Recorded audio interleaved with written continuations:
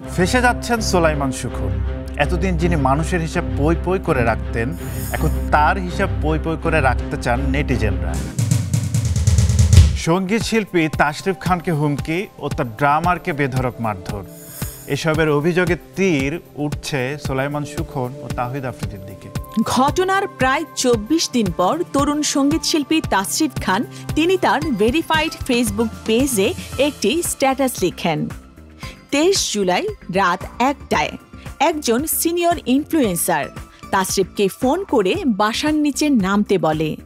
তাশরিফকে বিভিন্নভাবে বোঝানোর এক পর্যায়ে বলেন, দেখ তাশরিফ, পিএমের চোখে পড়ার এটাই সুবর্ণ সুযোগ, ভিডিওটা ভালো করে কর, সরকার যতদিন আছে সুবিধা পাবি।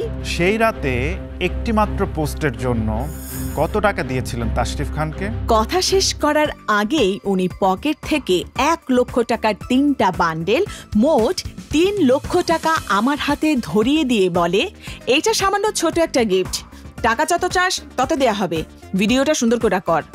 মাত্র একটি পোস্টের মূল্য ৩ লক্ষ টাকা। বাহ, দারুণ তো। ঠিক ওই সময় তাশরিফের ব্যান্ডের ড্রামার শান্তর নাম্বার থেকে একটা কল আসে। ফোন রিসিভ করতেই শান্ত কাঁদতে কাঁদতে বলে, তাশরিফ, ৫-৬ জন পুলিশ এবং সিভিল ড্রেসের কয়েকজন মিলায়ে আমারে রোল দিয়া সারা শরীর মারছে। শান্তর কথা শুনে তাশরিফের হাত পা একরকম কাঁপতে থাকে। সে বোঝার চেষ্টা করে এই মার খাওয়াটা কি তাকে রাজি করানোর জন্য ভয় দেখানো, নাকি কেবলমাত্র একটা বিচ্ছিন্ন ঘটনা।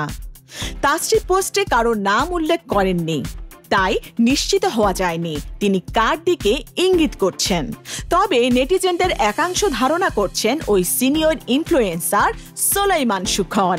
তবে রাকিন আফসার তাশরিফের সেই পোস্টে সুখন ও তাহিদ আফ্রিদির নাম উল্লেখ করে মন্তব্য করে বসে। সামাজিক যোগাযোগ মাধ্যমে তার বিষয়ে এমন খবর চাউর হওয়ার পর সোলাইমান সুখন গণমাধ্যমকে বলেছেন, আমি কেন একজনকে হুমকি ধামকি দিতে যাব? আমার এই বয়সে কি এটা যায়? আমি একটা চাকরি করি, অনেক চাপ আছে, বাচ্চারা অনেক কিছুই লিখছে, লিখুক, আমার আসলে আর কিছু বলার নেই। সোলাইমান সুখন তার ফেসবুক পেজে অটো রিপ্লাই সেট করেছেন। তাকে কোনো বার্তা পাঠালে প্রতি উত্তর আসে দুঃখিত, লজ্জিত। আর অন্যদিকে নেটিজেনদের তোপের মুখে তাহিদ আফ্রিদির আইডি ডিঅ্যাক্টিভ, ছিলেন নিশ্চুপ। তাশরিফ সুখন কাণ্ডে আপনারা কি ভাবছেন তা কমেন্ট বক্সে জানান।